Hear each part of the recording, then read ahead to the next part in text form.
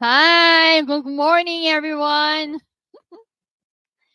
Good morning, good evening, good afternoon, everyone. Welcome to DNP Unlocked.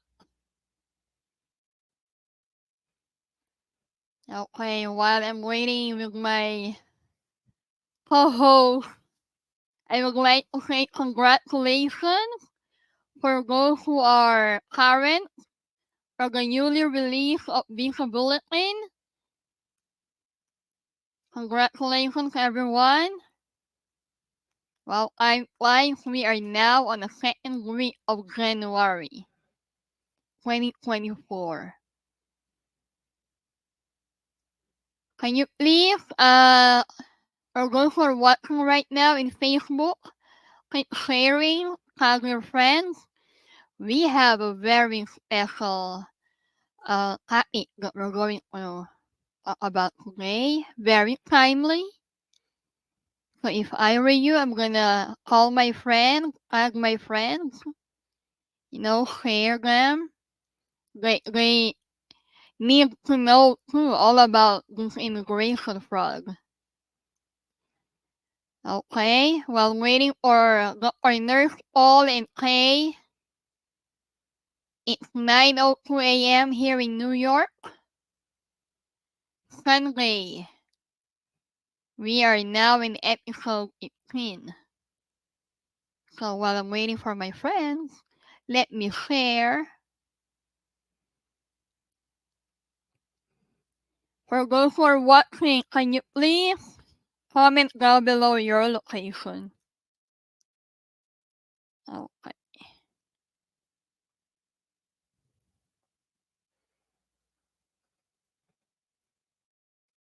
How's everyone? Second week of January, time flies. Hi, good morning, Anna. How's everyone doing in this cold weather? It is cold. It's not, I think it's cold is understatement in, I think, Freezing. freezing your butt. I was walking last night coming home and the wind chill is just crazy. it, I'm like, okay, this is winter. We're winter. I thought we were in spring because it's been raining for a while. Oh yes. So good. Yeah. Yesterday morning, I walked my dog. We were having fun. It was no rain at all. It was beautiful. But guess what? After half an hour of walking, we went home drenched. Like my dog's like wet dog, and I also look like a wet dog. It's crazy, but the weather is crazy, but the good thing is, it's hope it will be done soon. We're getting there. I'm used to this winter because when I was first traveling, I was closer to Canada. When you guys are Oh closer to yeah, Canada, yeah. Mm-hmm. the winter is longer, but Mm-hmm. it's the same temperature. You will Mm-hmm. get this temperature even if you're more south, let's say New Jersey, Maryland, Virginia. You will get those temperature every now and then, but it's just shorter. So for me, I like winter, but I don't like it too long and too much of a snow. I Oh like yeah. little snow. I like fall, but I don't want huge amount of snow. Some people they like snow, so Mm-hmm. but for me, I mean, I like Well, it too now when that it's all white only. yes. Well, hey, now that I'm a newly homeowner, I don't know if I'm gonna say I like snow. Before I love.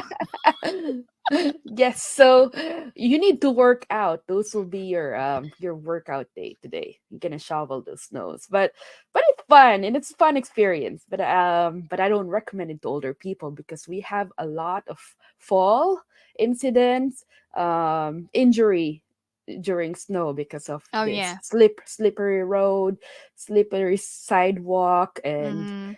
if you are an orthopedic specialty person, yes, this will be you will have job. You will not run out of job in Northeast Coast, especially when your specialty is orthopedic, trauma, or injury. So you will have jobs because this is nonstop. People get into I think an you're accident talking this to the way. right person, Clay.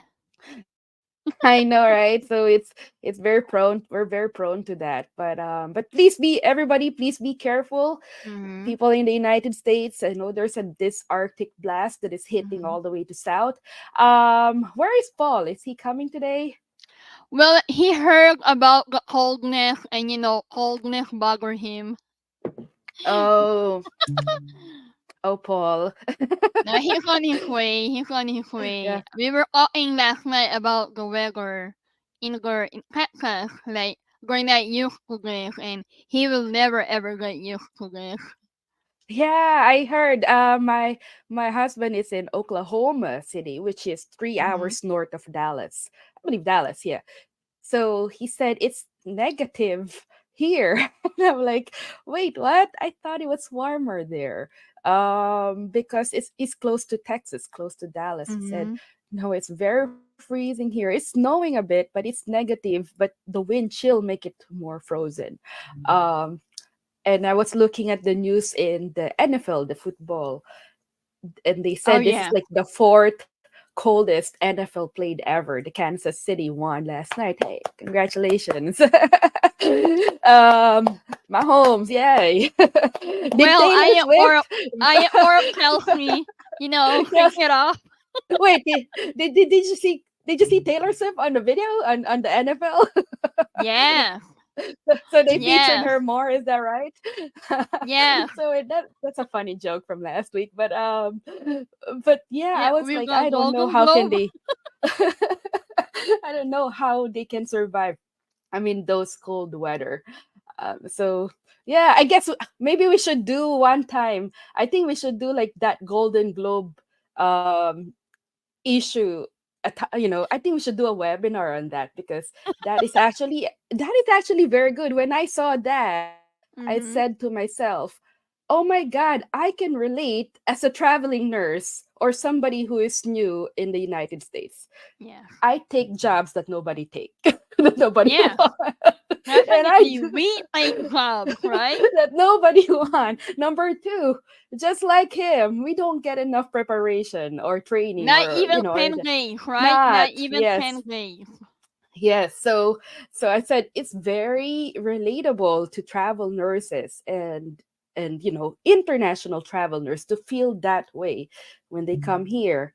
You know Mm-hmm. that hey, you're taking the job that no one wants, and you Actually, might when be I to the watched wrong him, crowd. I told myself, Goy is a real blogger Filipino. Yeah, full blooded. He will take anything. He will take the opportunity. It is regardless if it's if will people will criticize him or not. It's like the same courage that a lot of Filipino nurses, foreign nurses do coming to the United States.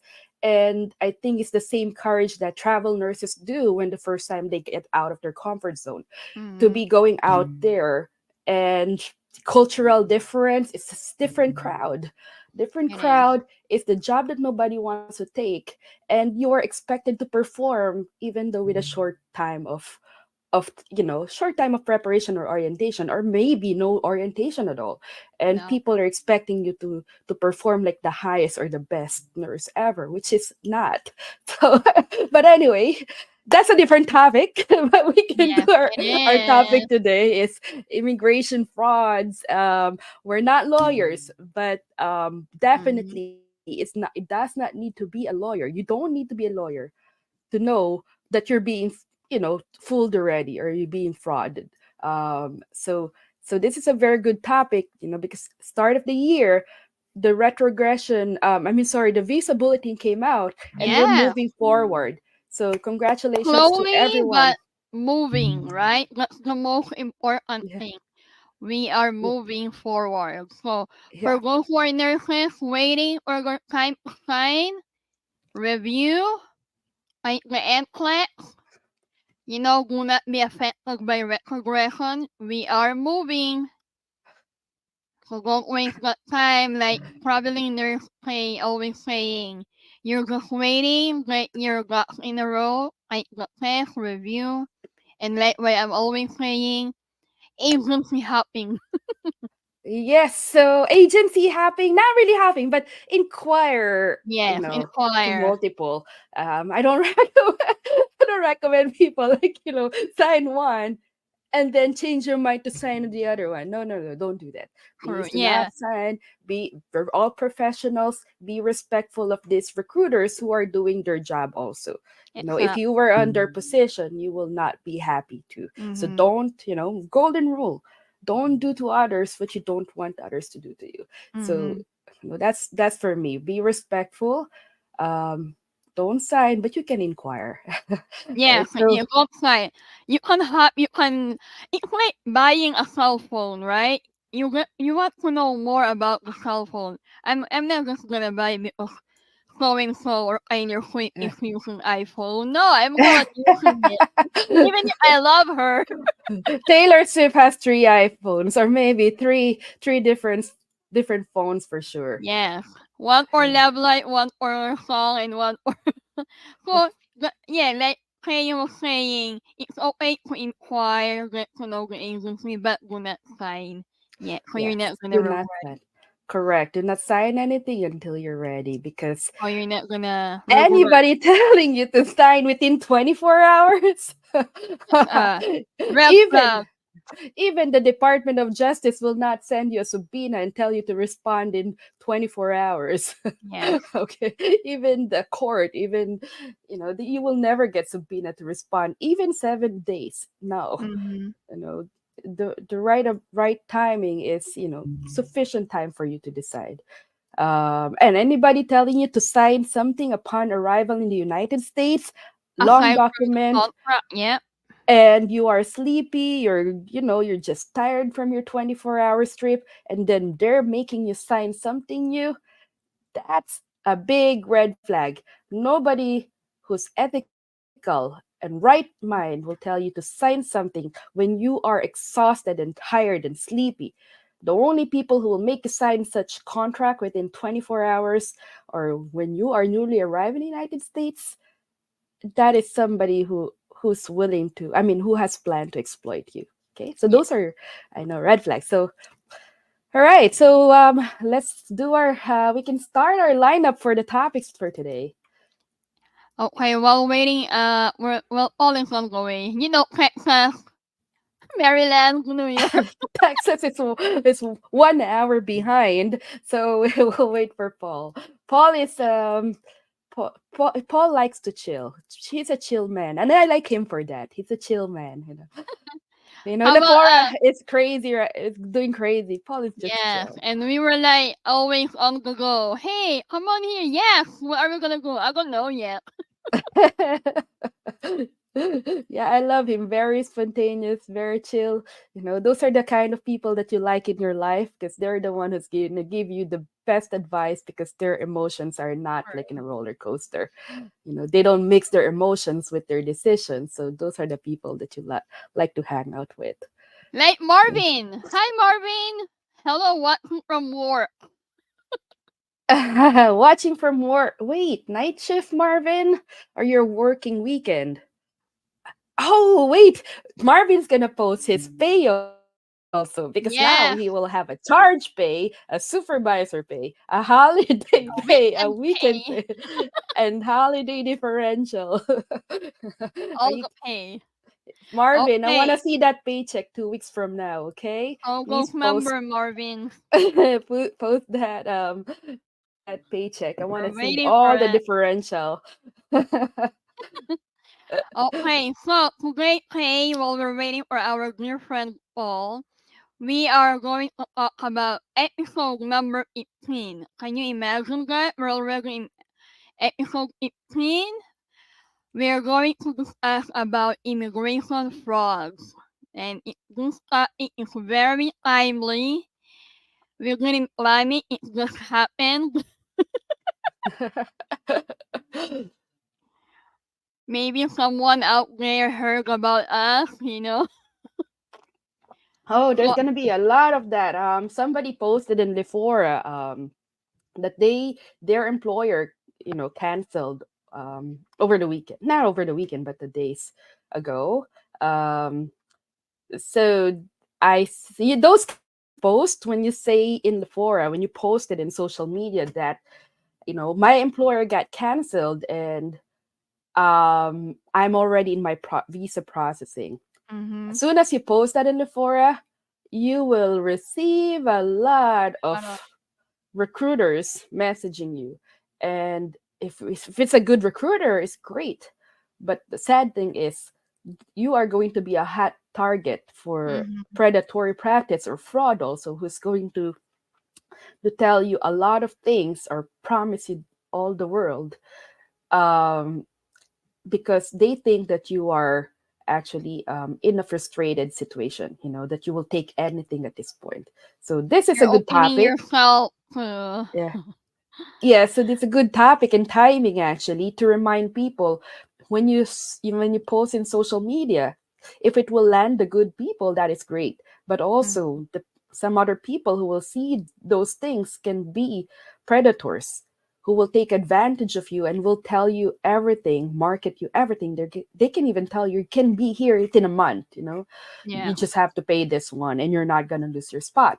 Yes, you're not gonna lose your spot, but definitely less than a month coming here, all those things, those are the false promises. So please be careful. We're here to talk about that. Good timing, Anna. Okay, nurse, let's talk about immigration fraud and human trafficking awareness. So, a lot of people are confused about the difference between immigration fraud and human trafficking awareness. Are they the same? What are the differences? Are you a victim of immigration fraud? Or are you a victim of human trafficking? So, nurses, please pay attention and listen and share what you're gonna learn here. First, let's talk about immigration fraud, especially for us healthcare workers. As we all know, most of us are aiming to come in the US or work to achieve the American dream. And since you are a nurse or a healthcare worker, wherever you are, Philippines or whatever country, you are marketable. You have a lot of job waiting for you here. And because of that, a lot of people are, waiting. Not all of the people have good intention. So immigration fraud or nurses involves deceptive practices aimed at exploiting nurses seeking opportunities or work in another country, which is in the US. These include fake job offers, forged documents, or a lot of here, we know a lot of like to say misleading information, misleading schemes by individuals or agencies. A lot of promises. They promise you the moon, the earth, the sun, and the sky. The goal is to trick nurses into paying money or providing personal information or pursuing you to sign up with your agency, often resulting in fraudulent job placement, illegal working conditions, or the loss of funds. Nurses should be very careful or cautious, verify offer through official channels, and seek legal guidance to prevent failing victim, only victim for immigration fraud. So what are the common immigration fraud? Like what I mentioned earlier. Mm, fake job offers, document being forged, or some marriage scams also. Now let's talk about human trafficking. I'm a nurse. I will not be a victim of that. I can go to US because I can apply for immigrant. Yes, you are correct. But human trafficking is a serious and illegal activity that involves the recruitment. Remember, you're a nurse, you're being recruited. Transportation, transfer, harboring, or receipt of individual through force, coercion, or deception for the purpose of exploitation. This crime can affect individuals across various professions, industries, including healthcare workers like you and me. For immigrant nurses, there are specific vulnerabilities that traffickers may exploit, like false promises. They will tell you, oh, you're gonna have a high paying job, you're gonna have a career advancement, you will have a better life in a new country because they know that you are going to come in the US for work, or they will put you in a very bad exploitative employment condition wherein you have to work longer hours, inadequate pay, or lack of proper benefits by traffickers who take advantage of your vulnerable status. Because in yourself, especially those Filipino, like it's okay, I don't care, no matter what, as long as I can go to the US, it's fine with me. And another thing is confiscation of documents. I know nurses who arrive here, their green cards and your passport were being confiscated. Traffickers may confiscate those who take control of you, or they track or remove your freedom. And another thing will be debt bondage. Some immigrant nurses may fall victim to debt bondage when you owe money to the agency or to a person, wherein traffickers manipulate them into working to pay off those debts. Seems to increase continuously, keeping them in a cycle of exploitation. And lastly will be isolation control.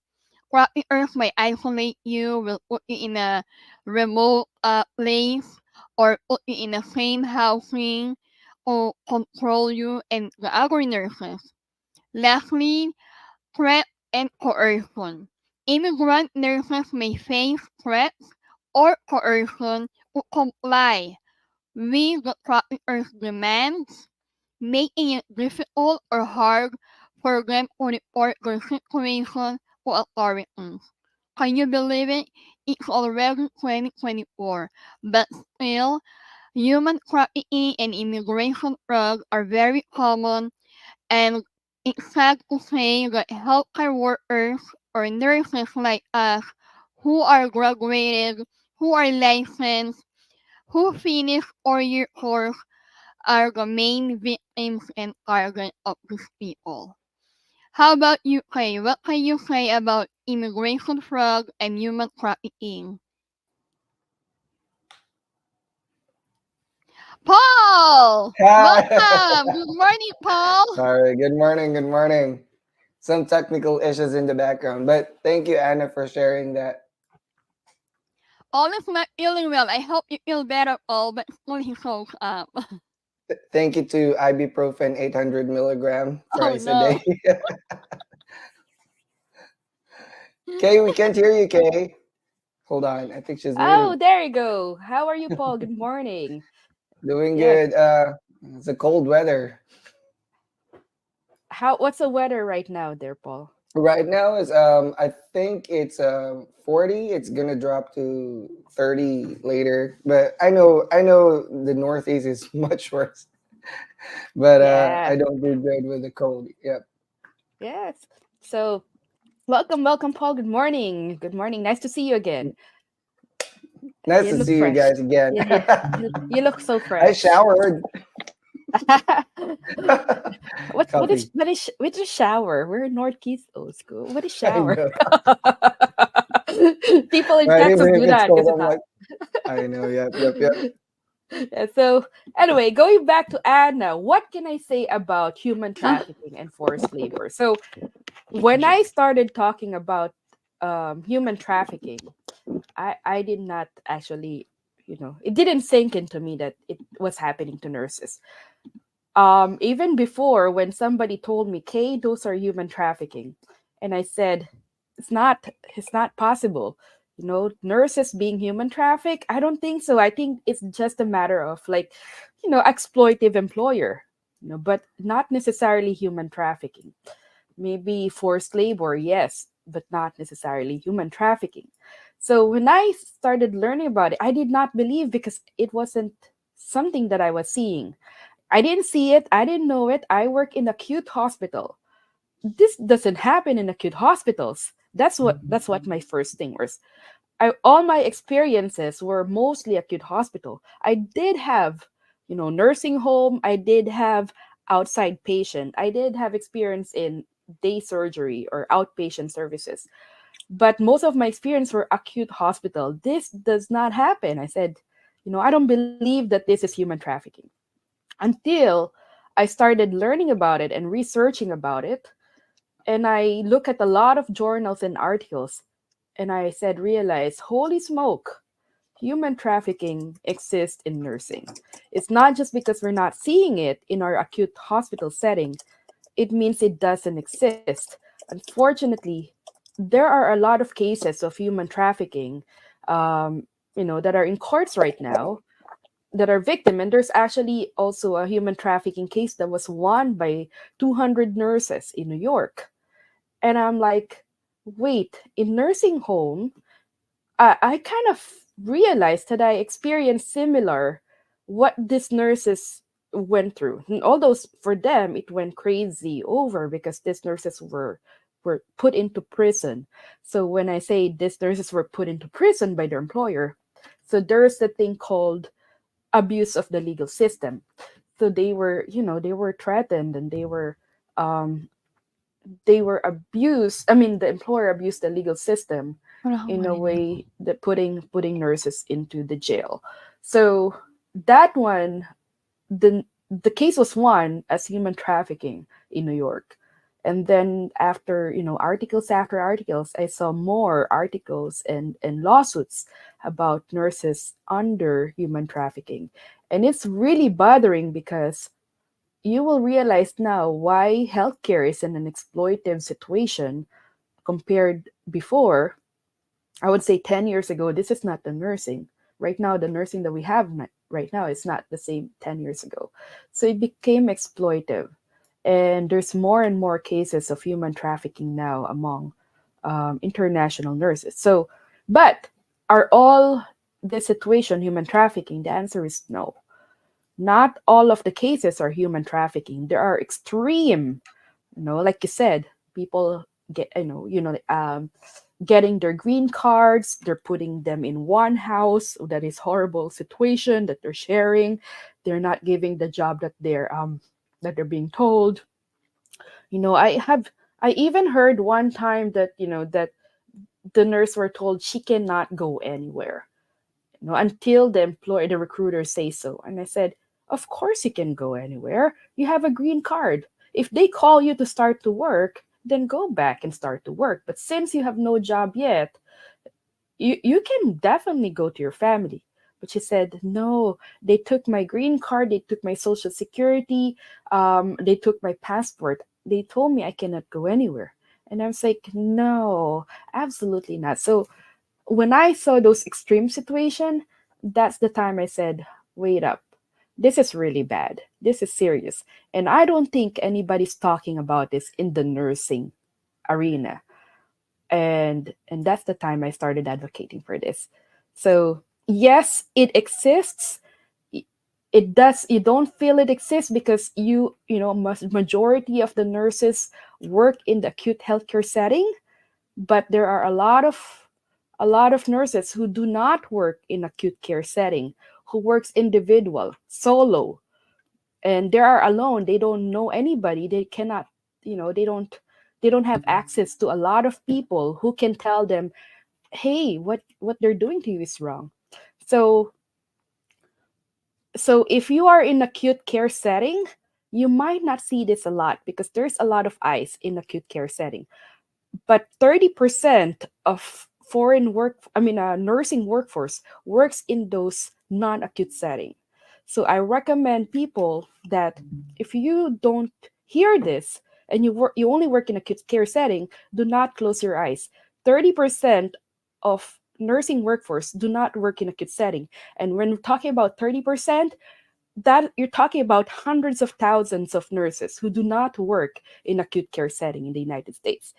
So if it's not happening to you, it doesn't mean it's not happening to anyone. It's just we don't see it because it's, they're less, they're about less than 20% probably in those individual situation, solo nursing practice, home care, visiting nurse, um, nursing home, and they're only RN in that shift. Majority of the other colleagues are LPN, CNA.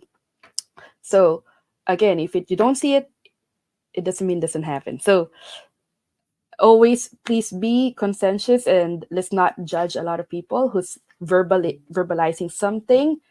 Don't judge it right away as hey, those are normal instances. Whatever you're going through is in exchange for visa. Please do not dismiss any foreign nurse who will start saying something. I want you guys, we are all nurses here and here, give them time to talk, explore the situation. And if it doesn't seem right to you, refer them to lawyers who will guide them properly. But yeah, so that's my take on those, human trafficking, forced labor. If you're not sure and these foreign nurses say something to you, please refer them to human trafficking lawyers or labor lawyers so they can be guided better. Right. Thanks for sharing that, Kay. And thank you, Anna and Kay, for sharing those points. Mm-hmm. I'm happy that we're talking about this. We promised at the beginning of DNP Unlocked that we're going to be talking about uncomfortable things, Mm-hmm. things that, other people don't want to talk about. We always think of American Dream as a very bright and positive things. For the most part, it is. But here in DNP Unlocked, we're also talking about the other side of the American Dream that people don't want to talk about. It makes me sad and disappointed that in the hospitals where we work, we always are taught and we always go through training to figure out and flag possible human trafficking, especially in the ER. Signs are everywhere because in the ER, they can come there for like quick healthcare. But it makes me sad and disappointed that we're talking about human trafficking all the time in our practice in the US as a nurse, but sometimes our own nurses, immigrant nurses, do not know that they themselves are being trafficked. And possibly there's a lot of factors involved in that. One is, of course, they're scared to talk because of immigration threats and all that, but also possibly denial. Sometimes it's easy to, immigrant nurses are vulnerable. That's what I wanted to say. Sometimes it's easy to say yes because it's the American dream. I just want to get to the US no matter what way or what means. But I don't think that's fair for nurses. I think as healthcare professionals that have gone through nursing school, which is brutal, by the way, people are betting their dreams on it. People are betting their lives on it. Nursing is a very difficult job. We do not only give medications or give shots, we also care for sick people, and that involves a lot of humanitarian psychosociological aspect of giving yourselves and making yourselves available to patients.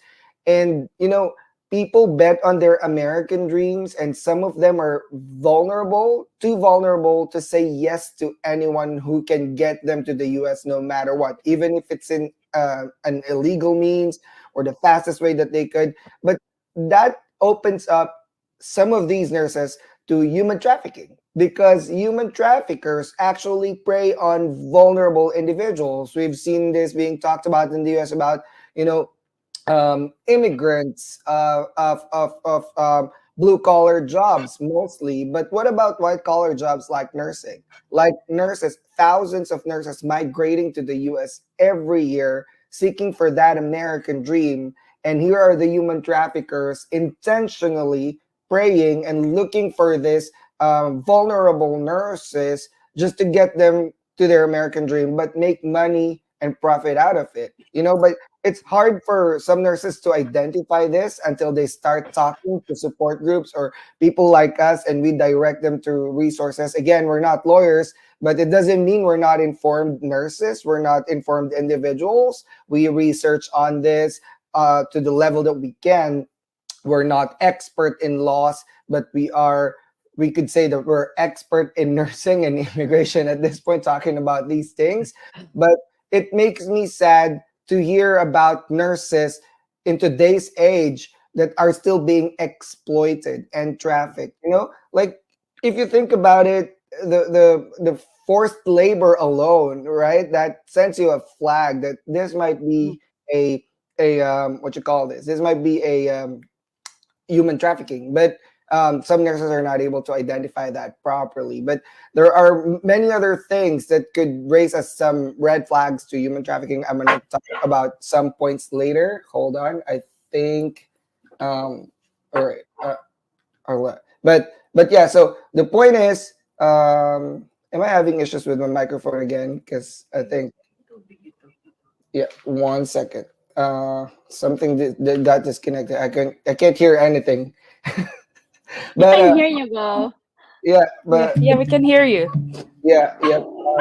My my microphone switched to my computer, so it's screaming at me. But anyway, the point is, some nurses are not able to identify that. And Kay, we've talked to some of them, and I would pass. Kay, can you talk to this nurse, because you have more resources as far as legal advices and expert immigrant lawyers, or we would collaborate, or Kay would tell us some nurses that have gone through this. And Kay was actually able to advocate for some of the nurses to eventually take legal action about their previous employers, because they were already borderline human trafficked or something. It's really disappointing that there are employers, organizations that are intentionally preying on these nurses. And Kay and Anna, we're mostly exposed to Filipinos. I've had students from Nigeria and Ghana and South American countries. They're also predisposed to the same thing. But unfortunately, because majority of the immigrant nurses coming to the US are Chinese, Indians, Filipinos, and whatnot. I forgot the statistics, but we're talking about us, right? But in the other side of these things, there are many other immigrants from other countries that are we're probably not aware of it, or they don't have support or resources, or they don't know who to contact to. The number one thing that they always get threatened with is, if you don't follow our instructions, or if you don't work for this facility that we did not initially recruit you for, we will report you to the immigration services so they can cancel your visa. And that's a very known threat. That's always almost the same line or same thought that they always tell these nurses, which is very, very depressing for a nurse. I mean, I could imagine if I came here and I realized that the job that was promised to me was not the actual job that I'm going to do, and they moved me somewhere else, and I don't know anyone from that place, and they forced me to live in a place where I could not go anywhere, and they held my visa or passport and I could not go anywhere. That would actually make me very, very depressed. All right. But I was searching about how could we actually or potentially know as nurses signs of immigrant fraud or human trafficking. Sometimes immigration fraud is not equivalent to human trafficking. Human trafficking in itself is its own Pandora's box. We could talk about it all day long, but it could be not a human trafficking case, but also just an immigration fraud because the job was legit, or the employer was actually existing legally. The job process was following the legal processes of immigration, but then we call it click and bait, right? In travel nursing, like or bait and switch. Is that what we call it? Bait and switch. Like, okay, here's the job, and then last minute you get switched to another job. So that could quantify as an immigration fraud. But I want to show this picture just for human trafficking purposes or discussion purposes. I was searching in the National Human Trafficking Hotline. To be able to detect human trafficking, they use the AMP model. Is there an action, the means, and the purpose of the action, right? So action could be induce, recruits, harbors, transports. We're going to talk about recruit because nurses are being recruited all over the world to come to the US, because American dream is still very appealing even for Europeans and Canadians and Australians. You talk about the American dream, everybody listens to you. Like, okay, I have a job in the US, everybody listens. They just want to go to the US, right? And that's not only applicable for nurses, but for now we're going to focus on nursing. And the means is forced or coercion. So if you're recruited for a forced job and it says you cannot leave, because if you leave, you'll have to pay $200,000 upfront, or you're going to pay it for 10 years with 50% interest rate year on year, and we're going to auto deduct you from your pay, or we're going to take you to the court so you can be deported. For me, that constitutes as fraud or coercion, which means we're forcing you to do what we want you to do, right? And the purpose is we're going to skip the first part, right? And that's one of the most common trafficking, by the way. But for nurses, it could be labor, right? You say, I'm going to recruit you to work in a senior nursing facility, and you can only work for this place and this place alone for 3 years. You cannot do PRN. You cannot do part-time in other facilities. You cannot leave the apartment that I put you in. You cannot visit your friends. If you will hold your passport, but if you do not follow all of these instructions, we're going to report you to immigration services. We're going to kick you out of our apartment. We're going to deport you. And we're also going to bill you $200,000. I think that qualifies as a human trafficking, because the AMP model, you hit all the checklists. You know what I mean?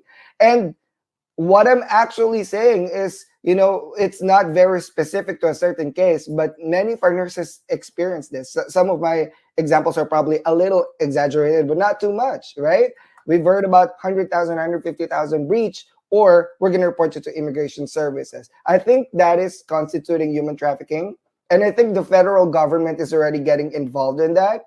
And I think Kay talked about this in her LinkedIn and her Facebook, that they've already approached certain Congress people to actually talk about these things and bring it to the federal table, But it's high time that we talk about these things, because these things are existing, and we're only talking about human trafficking. What about minor immigration fraud that are not human trafficking, but still constitutes as a fraud because it's a bait and switch type of contract? Or, you were hired by a recruiter, and this is the job that was promised to you. And when you get here, you realize, oh my God, I'm not working in OR, which is my specialty for 20 years. They're putting me in a rehab facility, or a pediatric nursing facility, or a home health nurse, and I don't even know how to drive. These things should be upfront. They should have communicated this to you. There should be no bait and switch, because for me, that's immigration fraud. And that's only adding to what Anna would say. I still have points to talk about later. Okay, and Anna, what are your thoughts about this while I fix my issue here? I love the AMP. Very organized, working to find the very resourceful. Yes, so those are actually good. So there's a lot of different stages of human trafficking, especially when it comes to nursing, healthcare. When you talk about healthcare, human trafficking, healthcare professionals, of nurses, so they usually start by grooming these nurses. First they're gonna recruit it. They're gonna harbor their job. They're gonna recruit them, and then they will groom them. Groom them. When you say groom, it's like your dog. You groom them, right? But I'm saying for healthcare professionals, you groom them, but making them more attractive to their to the people or to the employers that they will supply. So examples of grooming them: they're going to tell them what to say during interview process in the immigration, in the embassy. So a lot of these nurses I have heard, they were telling me, Kay, my recruiter or my agency told me that I should not show this other contract that I signed. They told me not to say anything regarding the other papers that we signed. They told us to only show this paper. If you have any company or agency telling you that to hide a different contract, that's already one sign, red flag, okay? But if you're in that situation, I want to let you know that you have still options to leave that. and you can still continue your process to the United States. Okay, so that's like one example of grooming. Another kind of grooming is they're gonna tell you what to say during interview of an employer. Um, One also that I have noticed is a recruiter changes the resume of the nurse. So yes, it happens. I have seen cases where nurses resume was changed, and they were being told, we're gonna pay you more, and you but we're gonna sell you as a traveling nurse. And the poor employer does not even know that they are actually getting somebody who never had experience in the United States, and the employer will hire that because the resume looks stunning, looks like a very great individual with so much experience, only to find out when that nurse arrives in that workplace, after a few days the nurse was terminated. Why? Because the nurse's resume was changed. The nurse was sold to the employer that she or he does not know that the expectations are different, or he or she was hired for a different position. So when a nurse is put in that situation, they can be also held accountable for fraud. Okay, so again, those are part of grooming. When your recruiter tells you, we're changing your resume, we're gonna sell you better, you're gonna earn better, please be careful. I know it's nice to earn better, I know it's nice to earn more, but if a recruiter is telling you that, you're conspiring actually, and you are can be held, you can your license can be removed or revoked, or you can even be put into jail for fraud, right? So please, those are the types of grooming that you should be aware of. Grooming, they're going to tell you exactly a script, what to say to the employers, they tell you what to say to immigration. Now when the nurses come here, this is where the exploitation comes in. After they groom you, they harbor you, and then they transport you. So the word there is transporting. So when they transport you from, let's say, the Philippines or other countries to the United States, and then they're gonna tell you to hold on for a second. Your job does not exist anymore, right?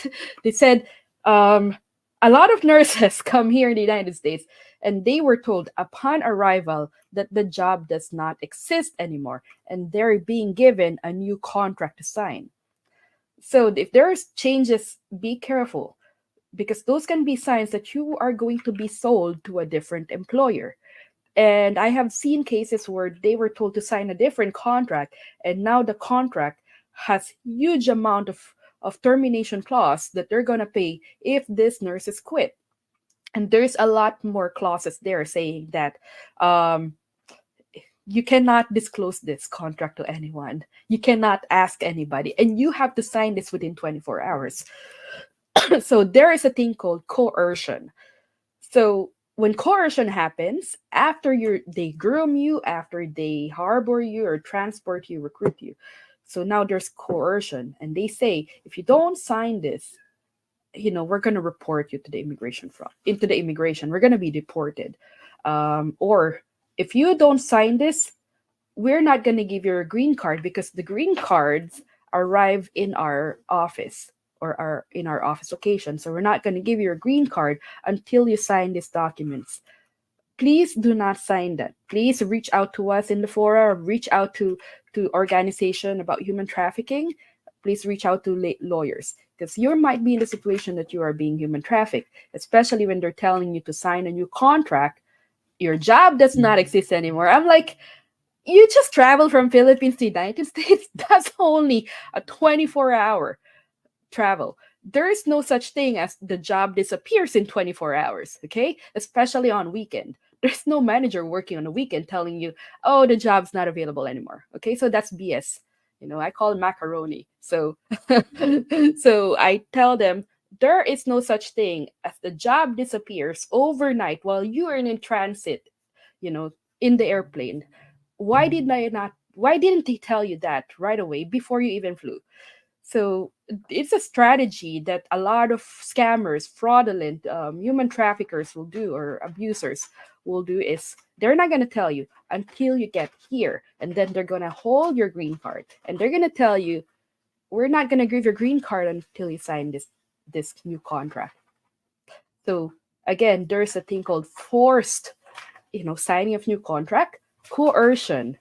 So if those comes into play, you should be alerted already that that is, there's something wrong. um so now we have cases here that, because they're very financially constrained already. So what they do is they sign those documents because they're desperate. They're in desperate situation to make sure that they have income, because when they come here, they don't have enough funds to sustain their self, for months. And I tell everybody who reach out to me, I said, if this happens to you, don't sign that new contract. Find somebody who you can live for the meantime while you look for a new job, because right now that contract does not exist anymore.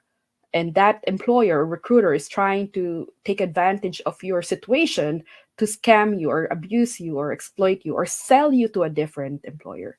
So when they try to sell you to a different employer, they put provisions or clauses in their contract that never existed on the first contract you signed. It's very different. So please never sign. So again, exploitation is the next stage of that, when you are being coerced to sign documents, and then you pick up job, and then now you're in a situation where the job situation is very exploitive in nature. They're going to tell you, oh, since you're in the contract, you have to do all this job, or since you are the contracted nurse, you have to take all the weekends, you have to take all the holidays. Or they're going to tell you, you are not entitled for benefits. So then they tell you, the contracted nurse, you have to work double shift today, double shift tomorrow, double shift the next day, or you're the only one right now and you cannot go home. So if these things happen, all of this that I mentioned, coercion, forced labor, exploitive in nature working situation, please be aware that these are not normally United States. You might be a victim of forced labor. Okay, so please reach out to human trafficking lawyers or labor lawyers to look at your case. So there's a lot of that here, unfortunately, and I will probably relate this. Why is this happening? When pandemic came in 2020, almost all business was shut down. And one business industry that was really affected a lot is exploitation. Like prostitution, human trafficking, selling of people. So those were actually affected. So what happened now is we have a lot of human traffickers that were sitting at home watching news after news after news. And all they see was nurses, nurses, nurses, recruited, recruited, recruited. Nurses get paid a lot of money, travel nurses. So this human traffickers was able to see what's in the nursing situation, and they took advantage of that. So that's why there are a lot of cases, human traffickers, abusive or exploitive employers, or exploitive situation, forced labor happen because of that situation. When 2020 happens, everything the only thing they saw was nursing in the news. So these human traffickers took advantage of that situation and they started their business. If you're going to ask me how many staffing agency I know before, when I started traveling, I probably only have like less than 6 options. Now there are like more than thousands of, you know, agencies right now. Don't even know. They just pop out of nowhere. So please be careful with that. You And are in Paul, definitely correct. Hey, we're like mushroom. We're everywhere. Yeah. And yeah, I mean, the intention is always to pick the most vulnerable, right?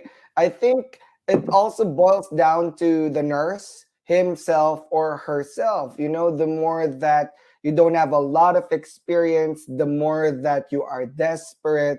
In the world of, how do we say this? In the animal kingdom, the predator would always smell the most vulnerable prey, right? Let's put The that in biggest that one. perspective, right? You approach them and you're desperate. I really want to go to the US to fulfill this dream for my family. But you know what? I just passed my RN exam in my country. Or maybe I'm still in nursing school. Or maybe I've been a nurse, but I have not practiced in 20 years and I have virtually zero recent experience. These nurses qualify for the most vulnerable, and they're also the most, targeted for stuff like this. And there are many of them, okay? Not only Filipinos in African region. Some people messaged me as well that they were being promised a job. They're not even a nurse. All right, they're probably a nurse assistant or something, but they were promised an RN job. How can that be? Of course, obviously for us, it's clear as the sunlight that it is fraud, right? It is probably a human trafficking case or something like that. But the US cannot take action until you're here. So if you're outside the US, you're being trafficked or they're forcing you to this immigration fraud activities. There's really not much that the US can do about that because you are still within your own country's jurisdiction. But I'd like to talk about the points of what are what's my topic? Anna is our topic assigner. Signs of possible immigration.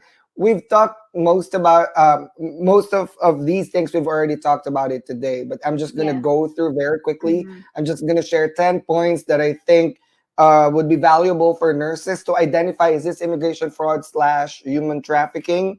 I think the first one that I really want to highlight, and this is my number one, is upfront payment requests. If they say, hey, I'm going to recruit Oh you to no. the US. This is a job. This is a legit job. This is a job offer, blah, blah, blah. But you have to pay me $10,000 today, all right? Or tomorrow, or within 2 days. Guys, let me tell you this. Majority of legitimate, all right? Gen Zs call it legit employers, all right, would sponsor your visa for free. You might have to eat up some costs like taking your English exam, or sometimes you have to pay for your own NCLEX. But guess what? Majority of legitimate employers that are really placing you in hospitals pay for it. They would pay for your immigration lawyers. They sometimes bundled into the package. They would actually also pay for your family's visa, not all the time. But the point is, there are a lot of legitimate employers out there for those dreamers to want to go to the US that will shoulder those costs for you. If someone is asking you for an upfront payment, if that is me, I would turn 180 degrees and go to Facebook and find another employer. Because guess what? It's 2024. It's so easy to search for jobs right now. Me, Anna, and Kay, we used to do classified ads in the Philippines by the Sunday Bulletin, Sunday Manila Bulletin, and look for classified ads. Oh, there's an employer coming in Manila Hotel. Okay, I want to go to the interview. Or Kay didn't have to go through that because she's lucky. but the point is, but you can find this employer everywhere. So go shop around. We keep saying go shop around. Remember, a consumer that has many options is a powerful consumer. If you only have one or two options, you only have plan A, plan B, both can fail and you don't have other plans on top of that. That makes you desperate, right? So upfront payment request, my first red flag. Second, it's not only upfront payment request. My second red flag is sending fees to personal accounts. Oh my God, Kay, this happened in real life scenario, Oh right? no. I know Can you someone. please? Yeah, I'm gonna. Okay, I Oh, probably know someone too. I have to keep my mouth shut. I might accidentally spill it, but no. The point is, I'll give you an example, right? Okay, so you're gonna have to pay $2,000 so we can advance to this job offer. It's very competitive, one of the highest paying in the cities. It's very beautiful here. The weather is so great. You have a network of support, so many Filipinos there that can assist you. But here's the thing: you gotta send the $2,000 to this account under my personal name, and I cannot issue you a receipt. Well, let me tell you this, guys. That's not only immigration fraud. That's also, what do you call that? IRS fraud. All right. When you pay in cash, they're not declaring that income. And honestly, I mean, have you ever bought somewhere where you don't have a receipt and now you have a problem with the product and you don't know how to return it? Same thing applies. Why would you pay someone that will ask you to pay to their or send fees to their personal account when you're actually engaging with, getting a job to the US? I would never do that. But let me tell you, these nurses, lots of nurses still did that, right? And they were caught in a situation where, oh my God, I cannot even sue this person because I don't have proof that I sent this person money. So do not send to personal accounts. And in fact, if you are about to send money, think about it. All right. Ask questions. All right. Case channel is there. My channel is there. I know you can also approach her online and ask us, is this legit? Have you heard about this scheme? Is this normal? All right. So that's my number 2. Number 3, unrealistic job offers. Right. Unrealistic in the sense that is this the norm? Like I've heard about 2 to 3 year contract, but this job offer says I will only put you in a contract for 6 months. All right. Or you know what? I'm going to put you in contract for 10,000 hours, not including PTOs and weekends and call-ins and vacation. So, and other unrealistic job offers where you are a floater nurse. So you're going to be driving through 5 different facilities wherever they need you, or unrealistic job offers for immigrants where you're a travel nurse. You're only going to have 1 day orientation, 13-week contract, and then we're going to pull you out, place you somewhere else where we want you, where we want you to be. And this happened to many nurses. All right, these unrealistic job offers. Remember, we keep telling this, and even in my past shows, the DrNursePaul show, I've talked to one of the immigration lawyers, my friend Nick Urkel. We said there that if you sign that contract, however unrealistic it is, you are bound to that contract, right, Kay, Anna? So do not sign that contract because you're also binding yourself to that contract. All right, they can actually get after you no matter what fraud it is. Because if you sue someone for immigration fraud, the what do you call that in legal terms? Like the burden of proof is on you as the one who's suing, not on them. All right, they don't have to prove anything. You have to prove that it's actually fraud. So don't sign anything if you're not sure. I was told by my medical director in my new job as an NP now that there are in medicine there are certain cases where should I send this patient to the ER? He always reminds me, follow your gut. Right? Follow your gut instinct. If your gut tells you something's wrong, something is wrong. All right? So trust that instinct. If you think there's something wrong or off in that contract, you might as well start asking people. You might as well not sign that. All right? And number 4, vague job details. It just says there, we're going to hire you as a nurse in Phoenix, Arizona. No facility. I would not sign that, to be honest with you. No unit. What unit? Like nurses have a specialty like physicians, right? What unit am I going to be in? If I'm a CV ICU nurse, why would you put me in pediatric, right? Like how would I know what to do with pediatric? Something like that. So vague job details. The job contract or offer should be as specific as possible. What facility? And you have to put the facility there. Otherwise, they're gonna float you in different facilities. All right. Floating means you're gonna work in main campus right now, and then because big health systems have multiple facilities, right? And then next week you're gonna be in somewhere up north in the same company, same facility, different facility, different campus. So what facility? How much are you getting paid? What are the benefits? You should look for these things in job offers. All right. And I talked about that in great length in one of my shows in the past. What are the 10 things you would look for in job offers? Kate talked about that as well. Anna talked about that as well. We follow each other. We listen to each other's talks. Right. So I think you guys should also listen to our podcasts. Yeah. We're doing individual shows and group shows together. But it's about time to learn these things so you would not be that vulnerable prey that the human traffickers and immigration fraud people are preying on, right?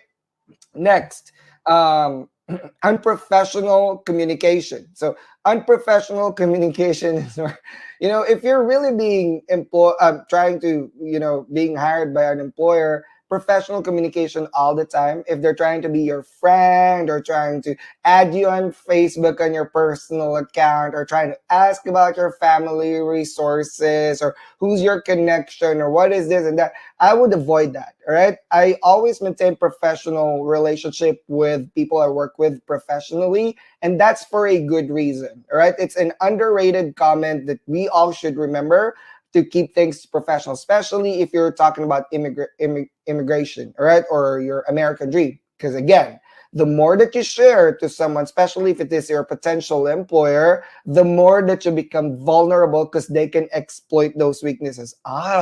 This nurse is desperate because she just told me that 10 employers already rejected her, which means whatever I offer to her today, even if it's $20 an hour, and that's $10 an hour less than what is currently being paid these nurses in this county or city, I think she would go for it because she just wants to go to the US. You know, that opens up yourself to immigration fraud and consequently human trafficking. So be careful with unprofessional communication. And on top of that, number 6 is requesting personal information.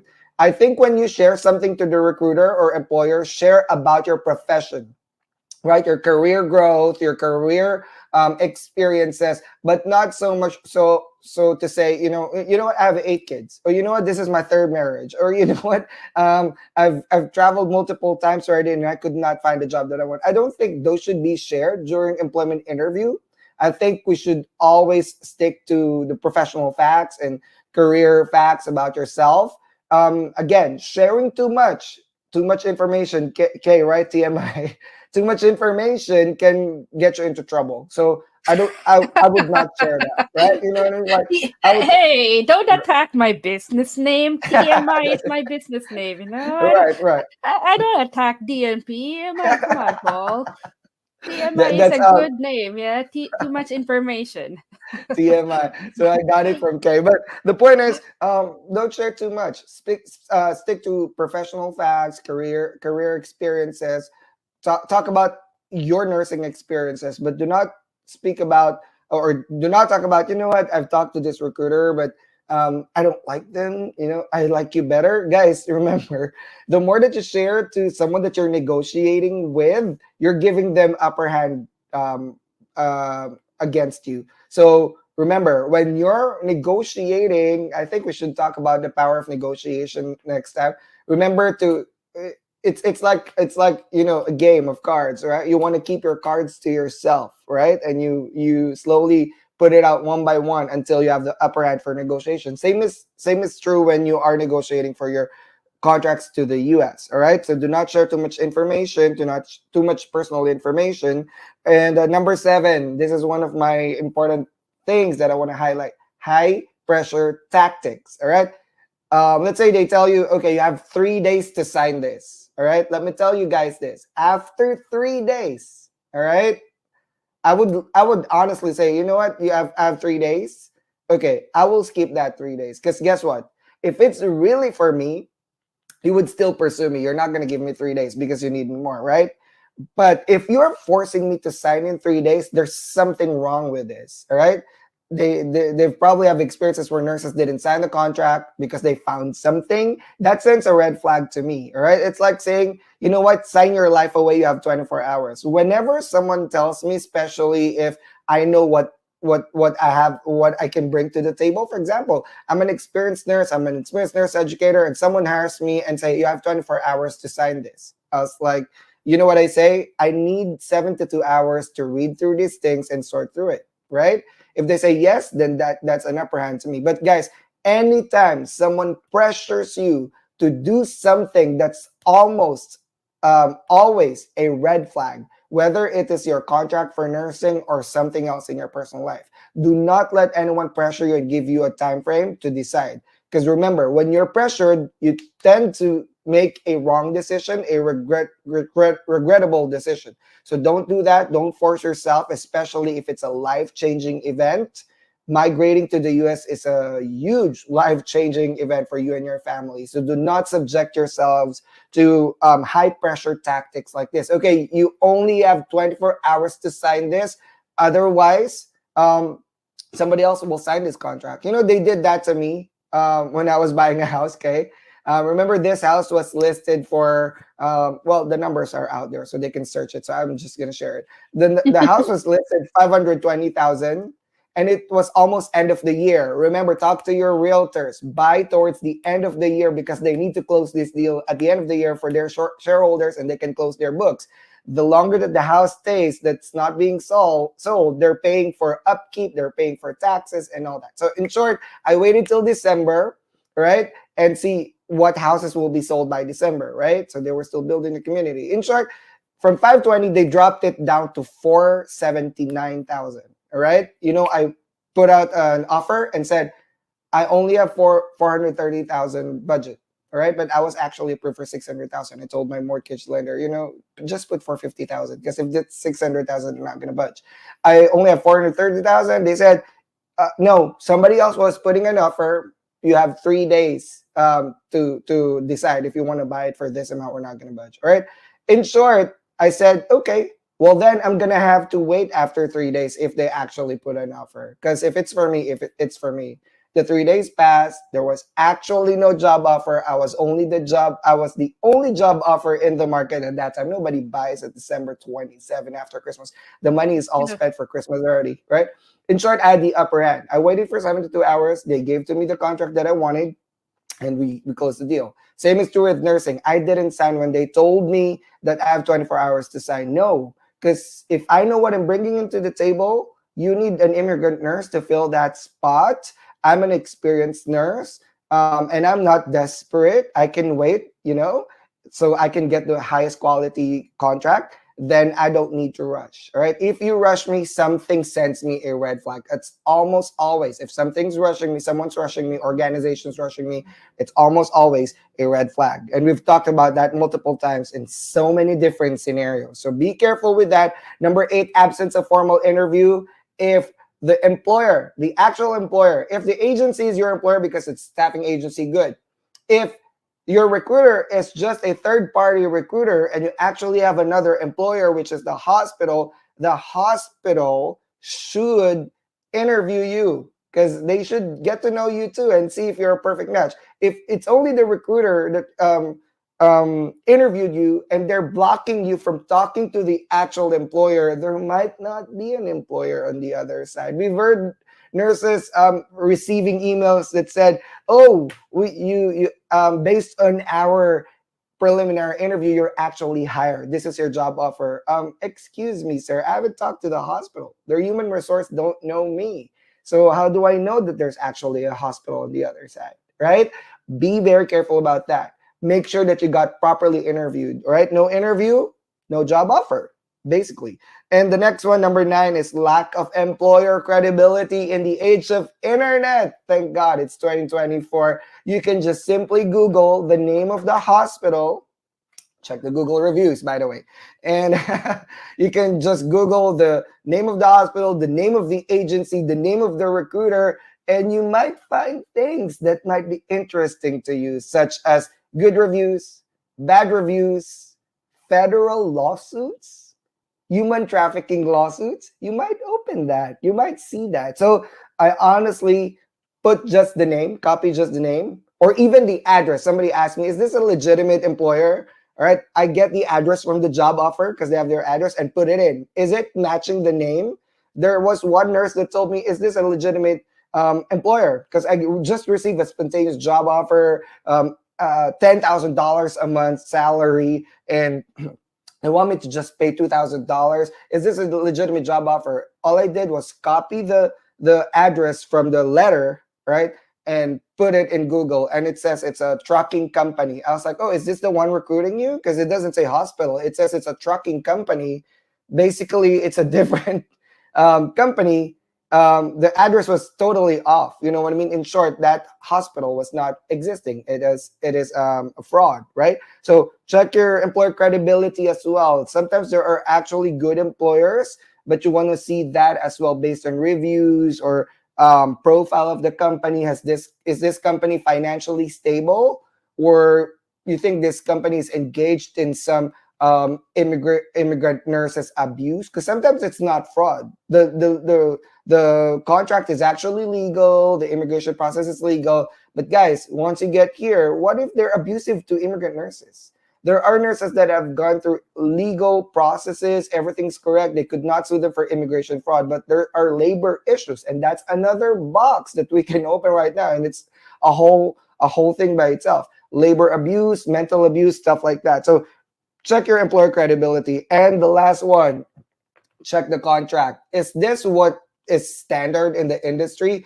When we talked about standard, we talked about, certain things that you need to look for contracts, such as your job offer, placement, where are you going to be placed, what unit, how much are you getting per hour, not per month, because we do not say per month here in the US. It's only for salaried or exempt. We're not exempt as nurses. We're by the hour, paid by the hour.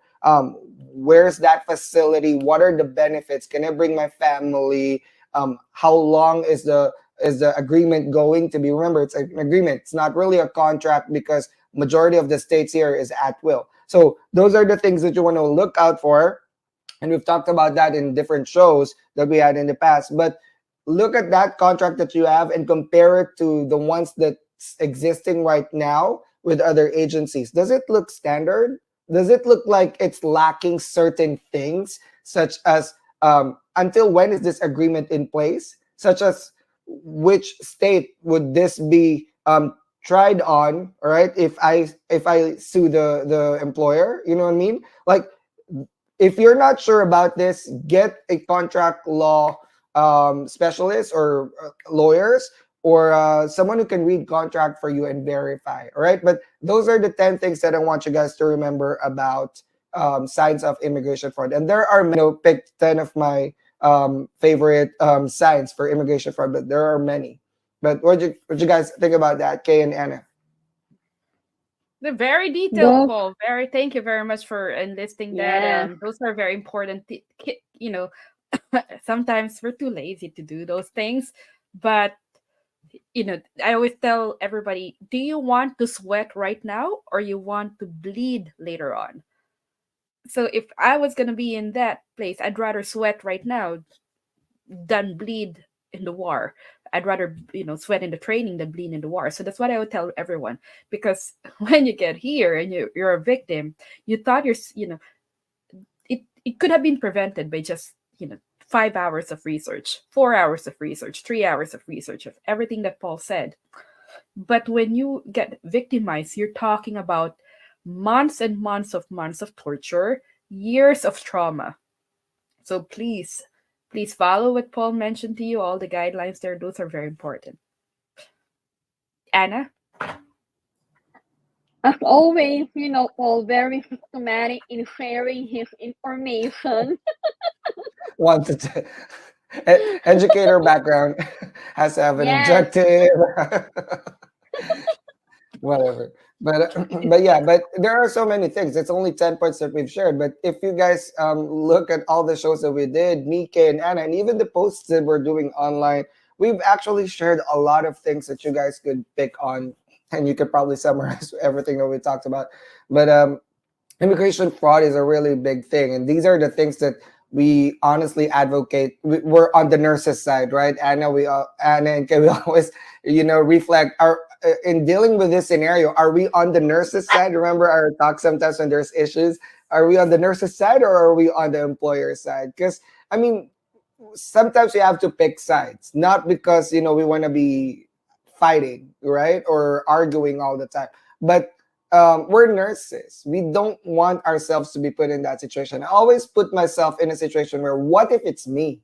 What if it's my family? What if it's my best friend? What if it's my family member, right? What if it's one of the nurses that I mentored and now is in immigration? I would not be able to sleep at night knowing that someone I know, someone that is special to me, is having to go through these things, when I had the power and the ability to have shared this prior to this person making that regrettable mistake. It is very depressing for nurses. It is very traumatic, Kay said. and you might have to carry that trauma for the rest of your life. We don't want to have you to go through that. That's why we have this show. That's why we talk about these things. That's why Anna has to say today without sleeping. And even if we're sick and there's a winter storm in here, we're still here for you guys because we want to talk Yes. about this. We don't want to be brittled and stopped and told to don't talk about those things, or be subdued because it's uncomfortable to talk about or because we're being negative. We've been flagged as you guys are negative. You're too negative. Yes. You're always talking about the bad things. But if we don't talk about this, who would? Right? They And we're said, not "Oh, speaking for you're too negative." I'm like, you're wait a too minute. negative. When you learn about nursing, did they just teach you about anatomy, physiology? Because you Right. don't want Didn't to we talk talk about about crashing patients. Oh, you're too negative. abnormal The size? patient will Right? die. Oh, we don't need to learn that. I'm like, We have to learning. recognize the I'm Exactly. like, issues. are you Right. kidding me? You're too That's negative. very I'm important. like, yeah, I'm Right. too negative. I hope you learned how to do, your Right. BLS and ACLS, because you Right. never told that to your ACLS instructor that they're too negative. Why did you say the patient is crashing? Don't think Mhm. Right. about that. I'm like, And is that how you learn? I mean, okay, whenever we talk about these things in our group in Lefora, you see there's a pattern of who reacts to it negatively Yeah. or takes it offensively, right? For Yeah. me, The for me, you ruffle the feathers of people who are engaging in the same practice. You know what I mean? Like to cut it short, if you're an ethical and legal recruiter, this should not bother you because you're already protecting your nurses, right? But Yep. if you're engaged in these situations that we just talked about, right? I You know get I offended. know what You you're get saying. offended, right? I I'm trying to shut my mouth real quick because I might say something, but I'm trying to be like professional in this live show. But the point is, you see the pattern, like they react because yeah. I don't know why are you Yeah. reacting. I'm not specifically talking Yeah, about you, but maybe defensive, right? yeah, exactly defensive. We are here to inspire and to brag. So we Right, have to tell them the reality of this. And like what you were saying all earlier, a lot of people are like following us because they like inspired, right? But like you are, I was also not was I'm also affected by those messages who were affected by immigration fraud and the human trafficking. They were saying, "Ma'am, we were inspired by you when we want to go to the U.S., but we were victimized by this unethical company or agency." So how will it make us feel? We just wanna inspire, help people, and I'm so happy that we have DNP Unlocked because we can talk whatever we want to talk without sugarcoating, without protecting someone else, right? right, We share what we think, what we feel, and what happened to us. We don't have to protect someone or a company or an agency. So yeah, thank you for my friends and for all the nurses. Please watch every Sunday to learn and no sugarcoating allowed in our group. Like, yeah, We we're back not. we should one another, Yeah, it's right, not right, our job to sugarcoat things because we're not salespeople of jobs. So exactly, the Yeah. people who will sugarcoat, things for your employment situation are called job salesmen, or they can be recruiters. It's their job to make a very bad job looks more appealing so you will get it. Okay, so that's right, not our job, that's their job. So if you're saying to me, that, but my employer or my recruiter said these things, and it looks very promising and looks so good, well, that's their job to make that job looks appetizing and good. Because if right, right, they're selling you a job that doesn't look at the right, recruiter, I'm just gonna say they suck so bad. If they cannot encourage you to take that job, it means they're an awful recruiter. A recruiter right, who can turn that job into a very good looking job, even though it's ugly, they are good right, marketers. If I was the exactly, employer too, I'll promote you. You're a very good employer. But right, if that recruiter also saying lies, that is not good. They can right, say, they can make a job pretty look good, but they cannot lie, because if they lie right, on a job, then that falls on a fraud. Okay, right, it's right, called recruitment fraud. So if you guys look at the chat, I put in there Federal Trade Commission is actually involved now with this kind of contracts. If you guys will look at the Federal Trade Commission, FTC is the one who's regulating all this scam. If not only for job, but anything that you're related to, you purchase something, you get scammed by a business, any business that gave you false reassurance, false advertisement, false marketing. Federal Trade Commission is the organization in the United States that will handle that situation. Again, anything that you encountered marketing fraud, if let's say a recruiter posted a job and there's no job really, right? It's different from what that is showing, on online. So what I want you to do is take a screenshot of that. Always, always, always take a screenshot of all the job posting that you applied for. And then if after interview or after signing of contract, they change the terms on, the terms, it's very different from the one that's posted in social media and stuff. Please gather all those evidences, because those evidences can be used to report those companies. Yeah. Again, if you see a job online and it's different, any single portion is different from what you sign in the contract, please report it as a marketing fraud. And if they're telling you to lie on immigration, report that to USCIS for immigration fraud. Do not You're right. involve yourself saying, You're gonna okay, be I'm going to follow what my recruiter says because he told me that. If you follow a recruiter to lie on the immigration, you guys can be liable for immigration fraud too. Imagine somebody who does not even, care about you, putting you at risk to lose your opportunity to come in the United States, or make you lose your opportunity to stay in the United States because you committed fraud. Are they worth your life? I'm going to tell you, these recruiters don't give shit on you. Sorry for the word, but yeah. this is how it is. They just, you got to bleep that. But these recruiters who are exploitive in nature, they don't care about you. If you get in trouble in the immigration and you send them an email, these recruiters are gone. Okay, you're going to be alone in that. If you involve yourself agreeing to lie on immigration, you're going to be Right. seeing yourself alone, being crucified, and you might be potential, to be sent home because you involve yourself in immigration fraud. Please, by any chance, never, ever, ever follow anybody's advice to lie in immigration. This is a federal offense. You guys can get kicked out from the United States. Your green card can be revoked. Again, your green card, you don't own it. Your green cards, that's not yours. It's a government property that is just being shared to you. And the only person that the government allows to lend that green card is you. It should only land your hand, not anybody else. It's illegal for that green card to land anybody's hand without your consent, that you did not agree. Okay?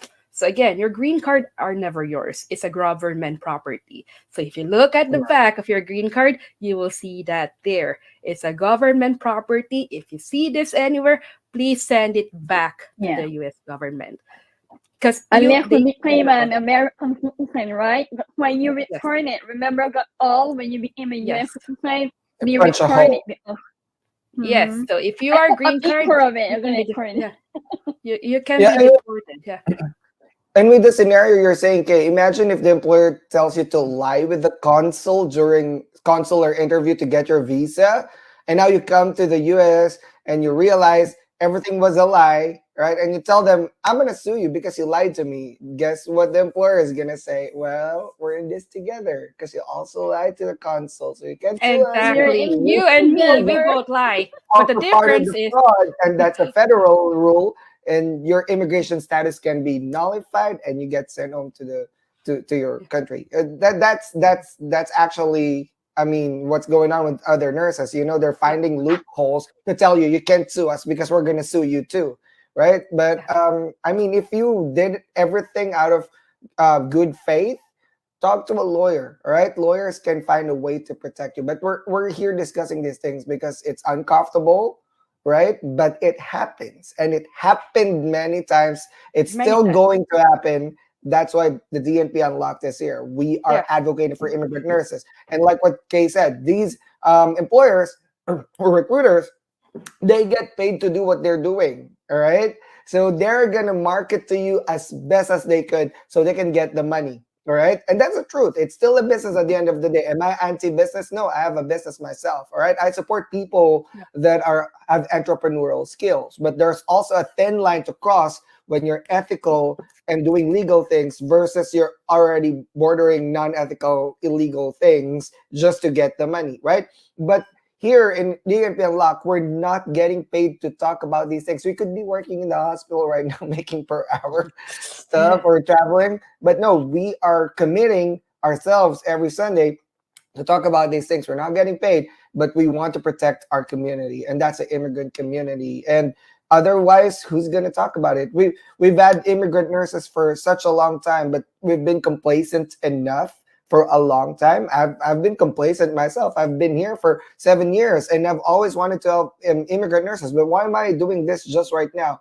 But I want to step out of that complacency. I want to expose these things and talk about these things and bring same-minded people like Anna and Kay.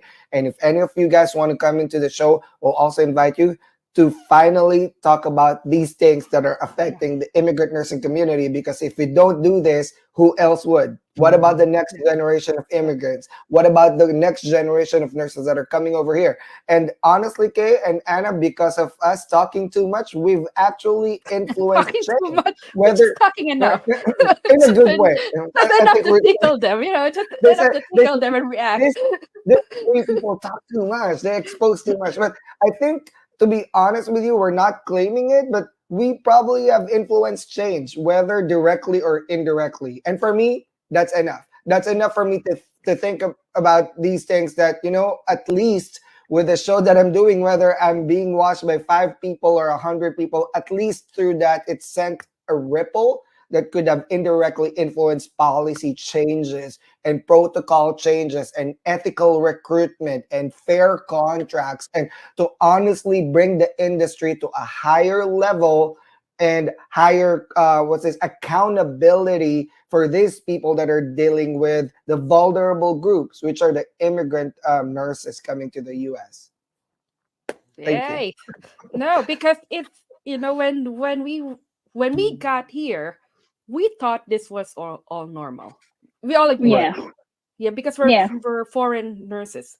Because we understand that some of these contract provisions are being used as well for international nurses that go to countries that allow indentured servitude. So we thought these are all normal. When we get here in the United States, a lot of people, I would say, some people who've been here for a long time, they will say, it has always been like this. This is how we do it here. And that's the thing when we follow those people who let it happen because they didn't know. This is the time we're changing that generation. This is the generation that will stop that will stop and will say, even though we've been doing this for many years, it doesn't mean it's the right thing to do. It doesn't matter if you're doing it for 10 years, 20 years. But if it's wrong, it's wrong. And the thing is, there's a lot of new laws that come out. The laws back in 2010, the laws back in 2005 is not the same as the laws in 2020. There's a lot of new laws that came out to protect modern day slavery or indentured servitude. There's a thing called Trafficking Victims Protection Act. There's also called TRAP, which is the training repayment agreement provision clauses that are now being told that those are illegal. Okay, so please, these are all legal things that need to be discussed with a legal advisor. So if you are guys under these things, please consult your labor lawyers or human trafficking lawyers if you think you are in those extreme situation. Now, this is the most interesting part. Disclosing those agencies or organization who are Let's save the actually best for last. I'm gonna tell you one one not like public company, but I'm saying it's a public document out there. There's a lot of lawsuits out there. Look into that, because if you see from those lawsuits that your story is very relevant, I recommend you calling your lawyer right away. Again, there are a lot of public court documents out there that will tell the story what happens to the nurse. If you find relevance, if you feel like you can see yourself in that situation too, I'd like you to call those lawyers as well, because you might be in similar situation. um, there are agencies, you will see this clause there. If it's hard for you to read, what I do is always say control F, and then my Acrobat Adobe Reader will find those keywords. So again, Acrobat Adobe Reader, control F, these are the things you're gonna look. 2,500 per month repayment provision, which means if you see that wordings there, that you will have to pay a termination clause of 2,500 per month of your contract, which means if you have 36 months of contract, 3 years, right? So you compute it, 2,500, right, times 36 months in a year. 36 months in 3 years. So that means your repayment provision is $90,000 plus legal fees. So you can be coming out with more than 100,000 there, repayment provision. Are those all legal? Well, I'm not the judge to tell if it's legal, but I can tell you, I have seen those provisions and a lot of court cases are out there. Okay, again, if a contract clause is telling you that you will have to pay 2,500 per month, please call the lawyer. Okay, call your labor lawyers or call your human trafficking lawyers.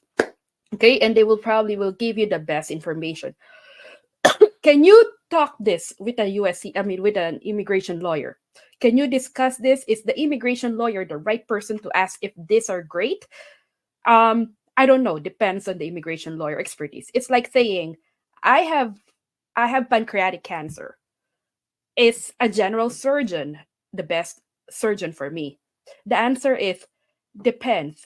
Is the surgeon certified for hepatobiliary surgery or board certified for that? Or that surgeon is only doing general surgery like hernia, colectomies, but that person doesn't do Whipple's procedure, right? So will that person who does not do Whipple's procedure a lot of times will be the best surgeon for me who needs Whipple? The answer is no. I need somebody who does a lot of these cases. I need somebody who I can put my life to. So it's the same thing when you're choosing a lawyer. Lawyers have different specialties, and sometimes the immigration and the labor kind of like, they don't overlap a lot. So immigration lawyers know a lot about labor and contracts, of course, but let's say human trafficking clauses, are they very well versed with the new information, with the new things every time? You're gonna have to ask them if they are very updated with the new laws of human trafficking or regarding human trafficking. Then yes, fine, talk with that immigration lawyer who knows labor and who knows human trafficking. That's great. But if you are talking with let's say immigration lawyer only who does not practice any other things except petitioning people, so that might not be the best person for you. But of course, interview your immigration lawyer, interview your labor lawyers, interview your human trafficking lawyers, ask them questions. How many cases did they have this? Okay. It's the same thing with finding surgeons, for your case. You have to know which one will be best to suit your case. So it's not one size fits all. The lawyers can ask you. You also have to ask those lawyers how often do they have these cases. Okay, so now there are also clauses saying there. Google it. Sorry, not Google it, but Control F on those Acrobat Reader. There's a company there saying that under clause says, if you quit, you will have to pay the cost of retraining a new nurse, the cost of replacing you as a new nurse, the future profits of the company. Let's say if you quit in less than 1 year, it means you have to pay the future profit of your employer for the next 2 years. How will you know that? If the future profit of that employer is equivalent to 1 million, are you going to pay 1 million? Are you agreeing to that? Why are you signing those contracts that saying you have to pay future profit loss of the company or whatever, future profit of the company? Never ever sign those documents. You don't understand how much profit they have. If you want to sign that, ask them, how much is this future profit? Okay, if they're gonna tell you, oh, the future profit is 200,000, Now ask yourself, if something happens to you, I get it. You want to finish your contract. You don't mean to breach it. But my question to you, what if one day you're driving and you get into an accident and your specialty is med surge or long-term skilled nursing facility? And those jobs require you to carry patients that are heavy. Let's say, that you should be carrying a patient that's about 40 pounds more than you. Right? Can you carry those patients? If you get into an accident and you are told by your medical doctor or your physicians or your PCP that you cannot be heavy duty at work and you can only do light duty work, the question is, will that employer still hire you with light duty?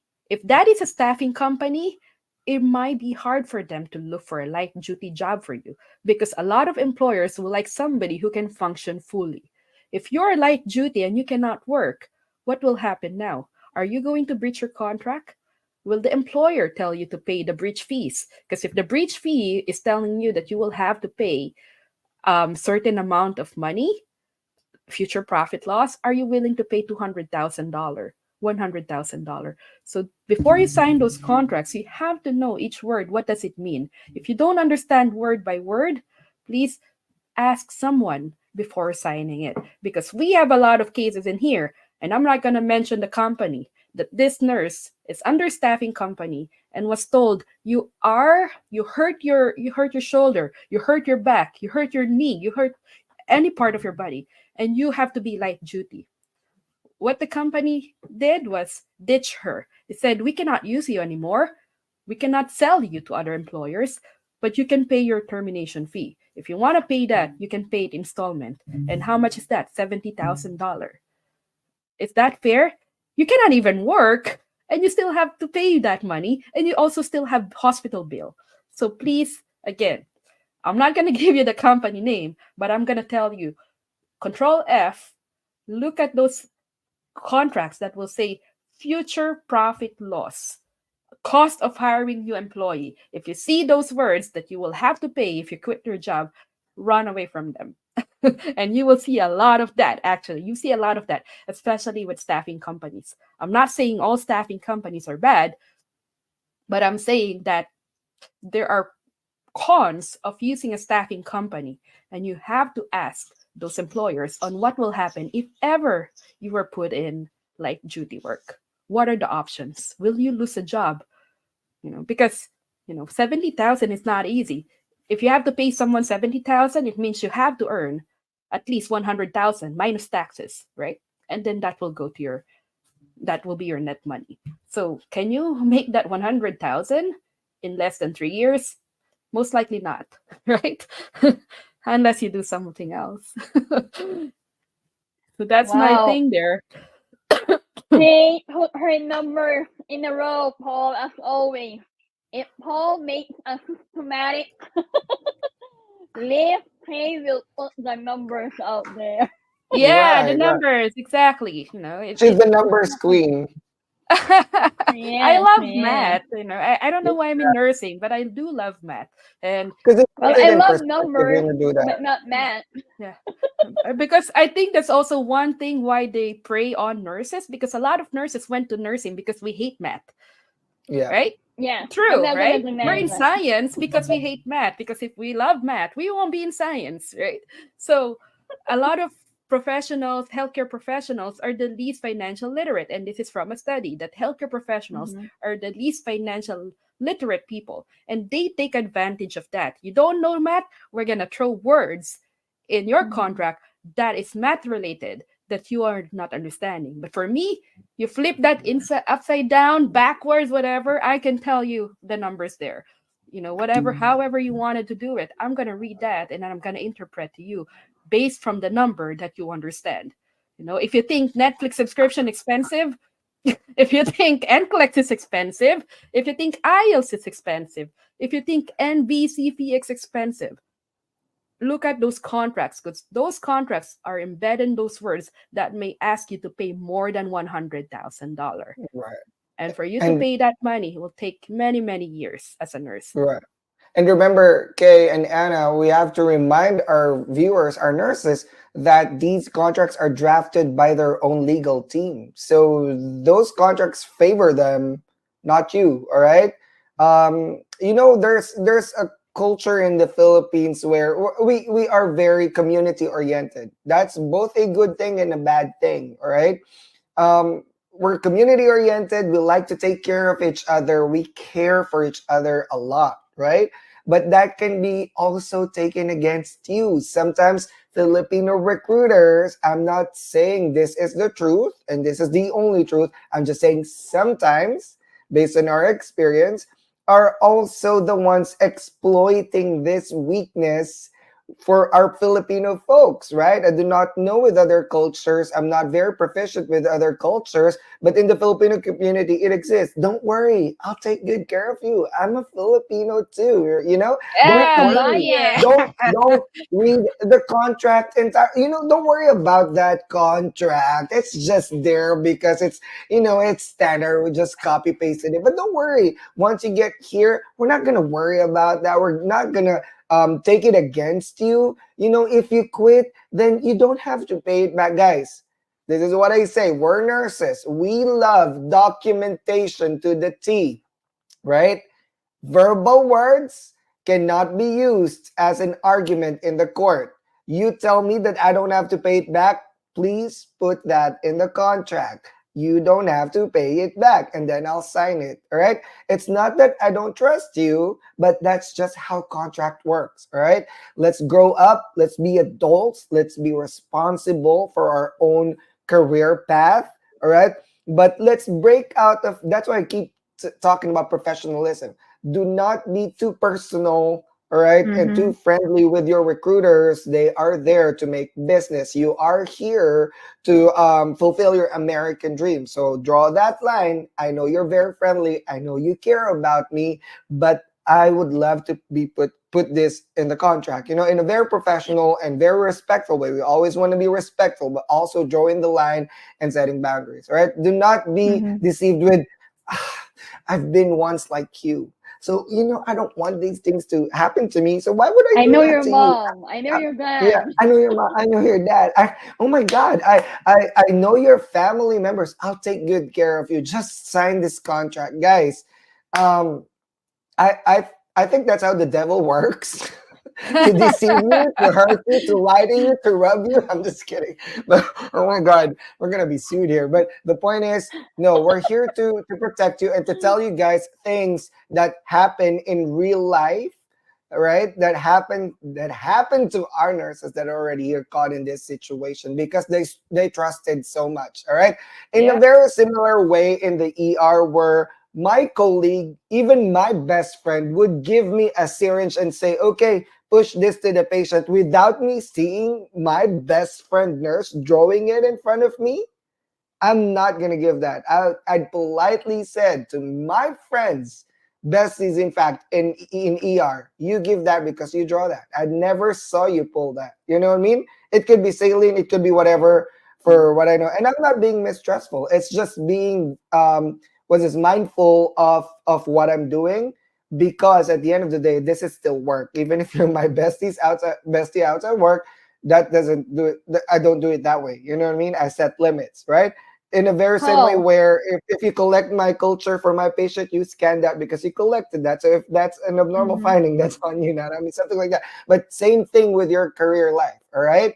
You own your decision. So if you're not sure, then don't force yourself to decide just because I think this person is really nice. That's Mm-hmm. how they get to you. Yeah, like me and Ryan, we're both nurses. We used to work in the same hospital.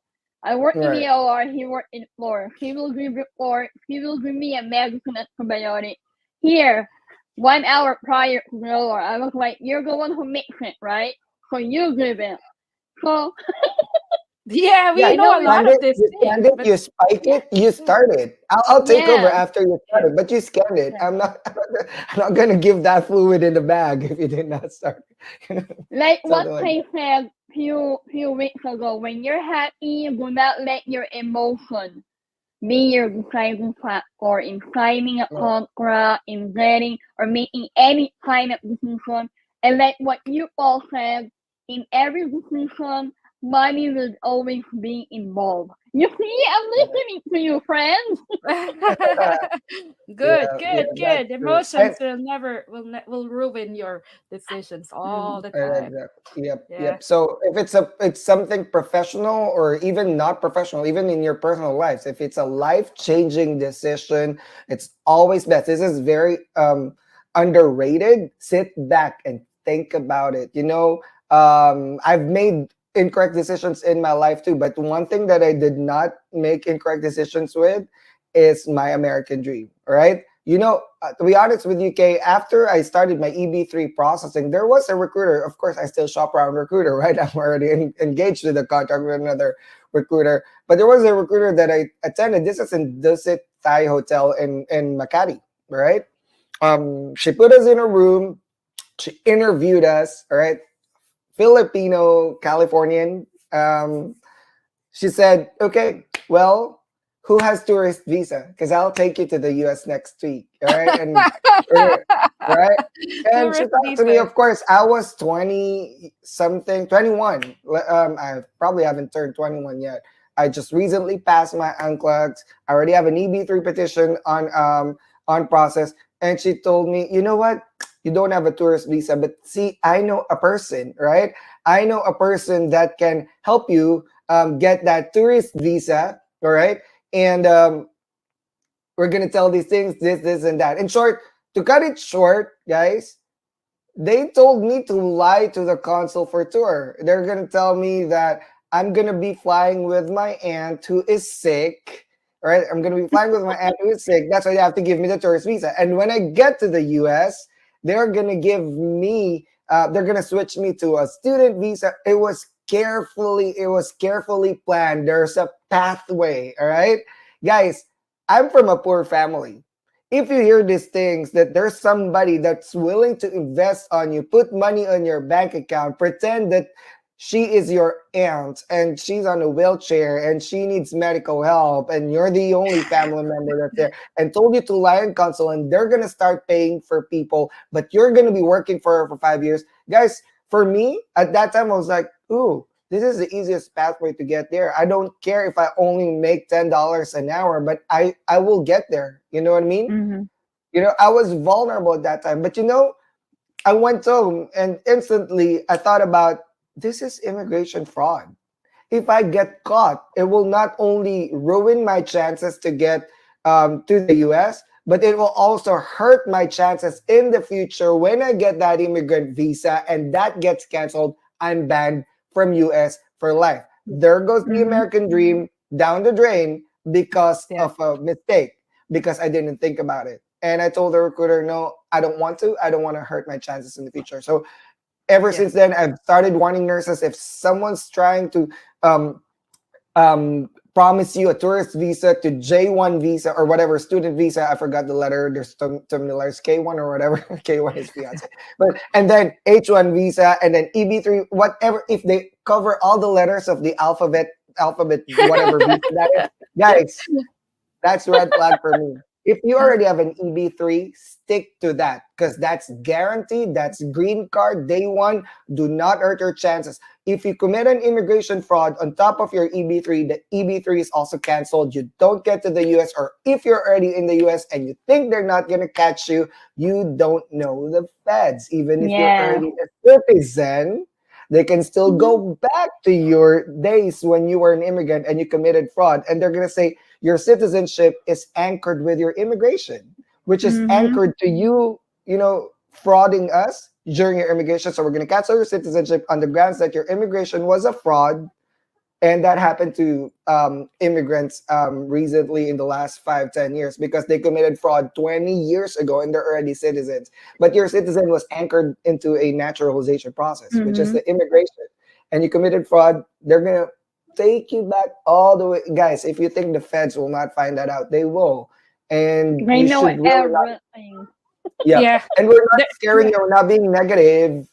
It's a fact. So please get your stuff together, please get it straight. Do not commit Yeah. immigration fraud. Do not put yourself in a situation where you're compromised. All right. You Yeah. are nurses. We are better than this. We take care of the human body. We do all this Yes. pathophysiology. Do a flow chart.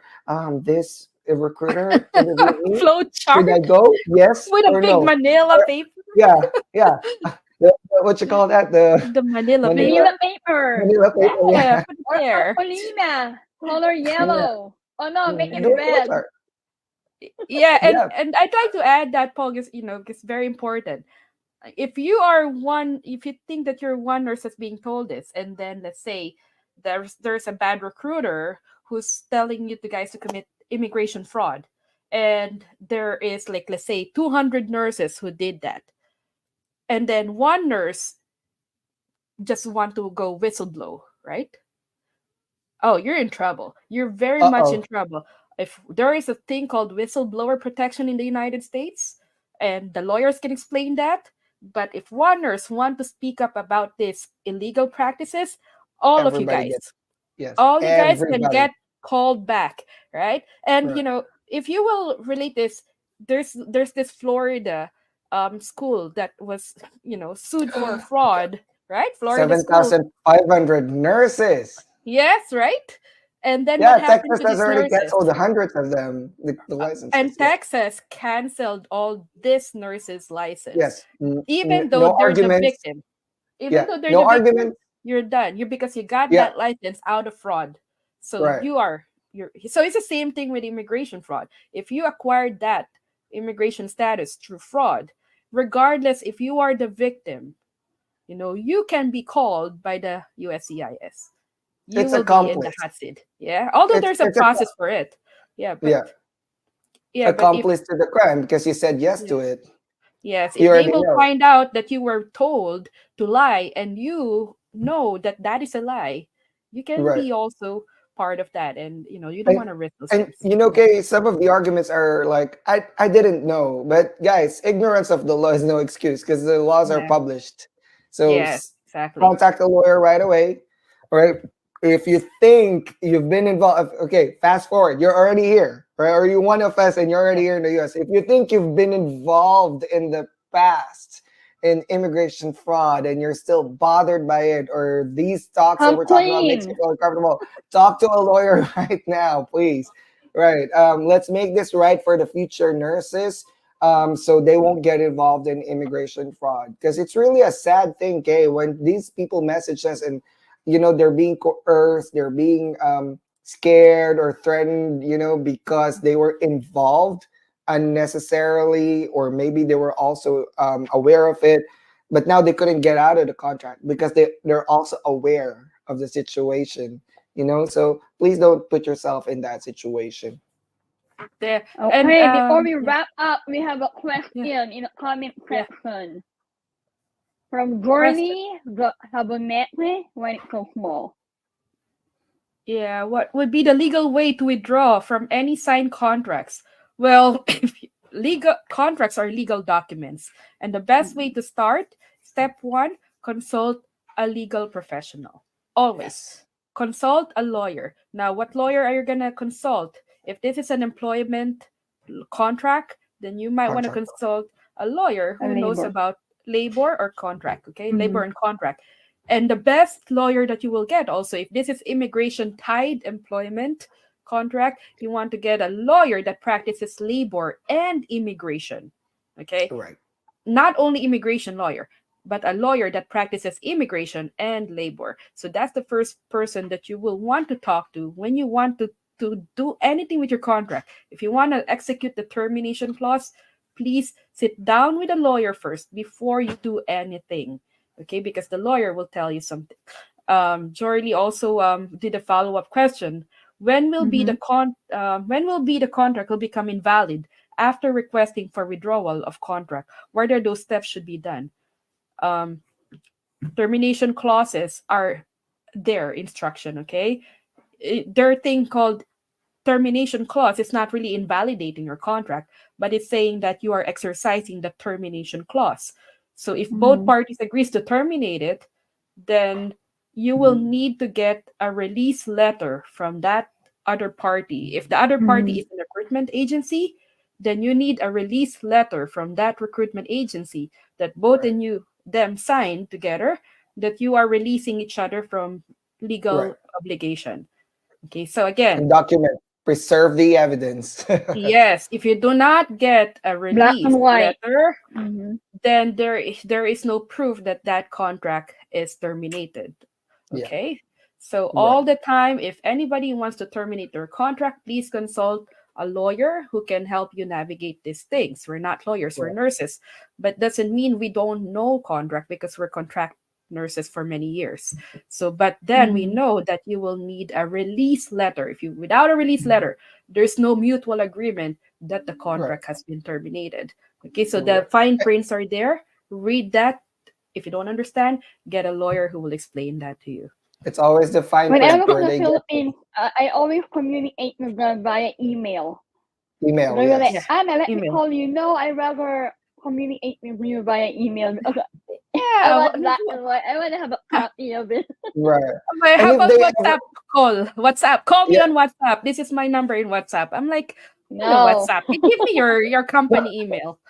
yeah, if they Yes. ever call me, I send an email back based on our conversation because that's Mm-hmm. also my reference for future. Based on our conversation, I would like to summarize. Please confirm if I understood it correctly, and they say yes. Well, then that's it. Sometimes it doesn't have to Mm-hmm. be too legal to where you both sign, but a documentation is a documentation. It still can be used as an evidence in the court. But yes, always document things. If you ask questions, they're like, call me. Guys, remember verbal What's up? transactions. Is like he said, Zoom she said meeting. situation. It doesn't hold ground in the court. It will be hard to prove that when you sue someone, especially if it's a civil lawsuit. The burden of proof is on you. This is too legal, which means you have to prove that. They don't have to prove anything. All right, you have to prove that. So you have to gather all evidence. And if you say, well, I called him, so where's the proof, right? And I mean, recordings cannot be used in the court anyway. So put it in writing, everything. All right. So get a And lawyer don't if say, it gets. remember few weeks No, ago we talked about this. Remember you? Oh, yeah. one thing I want to add for immigration fraud, identify fraudulent companies. If the Mm-hmm. company states you're an employee, and then your immigration document says employee, but when you arrive here, and then your employer tells you that you are not receiving health benefits, and you will have to buy your own health insurance. We're not paying taxes either. There's going to be no tax deduction. You're going to be 1099 when you get here in the Oh United States. no. 1099 is a word that they will tell you because you don't understand. That's called 1099 is means self-employed. that you're a business. That is immigration fraud on behalf of your employer. Your employer promised you that you are going to be employee with benefits. They promised that to the immigration. So they should give that when upon arrival here. I'm going to tell you, that's a New York company. Okay? New York company, and they are targeting medtechs, PT, and nurses. And they said that they have been doing this for many years. And they said the owner is a doctor. Again, the owner of Mm-hmm. this company is a doctor, and they're converting these nurses, PTs, medtechs upon arrival to 1099. If you're being told that, please call your lawyer right away because your employer has just committed immigration fraud. Right. Right. And if And that company gets checked honestly, by the okay, USA, with me, yes, I'm gonna contact an employer. I'll report to Department of Labor online. I'll report to FTC. I'll report to IRS. USCIS. I'll report to IRS for misclassification of employee, and then get a lawyer and ask for $1 million. and What's also it? because that if that person Retire Liability. is a early. nurse or a doctor or somebody who's licensed in the United States, report them to the Board of Nursing, report them to the Please, American Board of Medicine. right? Please report Escalate. if these people are professionals, RNs, doctors, and they're doing that, defrauding the system, they can be reported to their own Board of Nursing and Board of Medicine. So I am Right. encouraging anyone who hear me right now, if you are that PT or nurse or medtech and your employer changed your situation to 1099 after arrival, please, I'm calling you right now to report that to the Department of Immigration. Okay, so that's my addition there. New York company. Clue, New York company that they've been doing this for many years. Oh my And the god, owner now is I'm a gonna doctor. receive a lot of messages, okay, because they know from me. I'm not gonna say the company, but that's what I found out. That they've been doing this for many years. And please, again, please be very proactive. Ask around, okay? Ask around. If the And people who you've been asked, they don't know, they mhm. don't know, okay? So anyway, Remind we can them we wrap are up. not a lawyer. Just a Yeah, disclaimer, Oh my it's god. been okay? 2 hours. 2 hours, I know, Okay. right? Just too many. My All puppies right. are already looking for me. My okay, everyone. That's a very informative topic for today. Even if we had a little issue with the technical part, but still, look, 2 hours. A lot of mind blowing information and Revelations, revelations. I know negative it's so information. hard for the three of us to control ourselves, right? Yeah, we You know, always promise we're gonna cut it short, but we can't. We're so yeah. passionate about this. Okay, So, Anna, what's how our about show next for next week? week? Are we gonna have it 3 hours? Because January 21, I think that's too much. episode 16, Yeah. first time in history, we are going back to our nursing school days. We are going to have a case study with Professor Dr. Nurse Paul. We're going to talk about immigration fraud case studies. Gear up with your slides. Although we're gonna have our own version of astrology, right, Kay? Kay will do the statistics since you love the numbers. Yeah. I'll do the actually I'll do the code, I'll do the code card. Yeah, there you go. So episode 16, January 21, 8 a.m. Pacific time, 9 p.m. Philippine time. For all the nurses, healthcare workers, whatever company you are, this will be a great show. Like, who got case studies about immigration? This is Oh the first yes. time in immigrant nursing industry history that we're talking about immigration fraud and we're presenting case studies. So Yeah, case exciting. studies that happen New in real format, life. new format. And it's actually And happening today, It's probably yes, happening today, and it's right, probably happening yesterday. It happened yesterday, and it's probably gonna happen next week. And this is still right. Hmm. currently happening. Thank you everyone for braving 2 hours with us. Thank you for my dear friends, Dr. Nurse Paul and traveling Nurse Hacker K. It's always a pleasure, even if always last Pleasure. minute. Even if I'm Thank you always late. everyone. Have a good day. Good day, Have a great everyone. Have a nice have a great Sunday. Stay week. warm. Stay Bye warm, bye. stay warm. Stay warm. Bye.